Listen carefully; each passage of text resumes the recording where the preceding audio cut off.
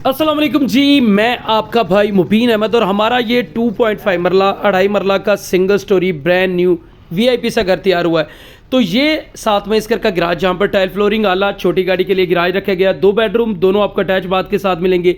Ceiling के design ज़बरदस्त है, टाइल मार्बल सीलिंग तमाम चीज़ें देखिए बड़े खूबसूरत सी तैयार की गई हैं। मोल्डिंग वर्क इस घर में आपको बड़ा ज़बरदस्त किस्म का आपको मिलने वाला है। साथ में किचन आपको दिखा दूं तो ये बड़ा प्यारा सा यहाँ पर किचन सेटअप किया गया है और इस साइड पे आपको निशेज में जो मोल्डिंग वर्क का काम किया गया है वो आपको काफ़ी खूबसूरत और बेहतरीन किस्म का मिलने वाला है। ये साथ में इस घर का बेडरूम आ गया मास्टर साइज में, सीलिंग के डिज़ाइन यहाँ पर भी आपको खूबसूरत मिलेंगे।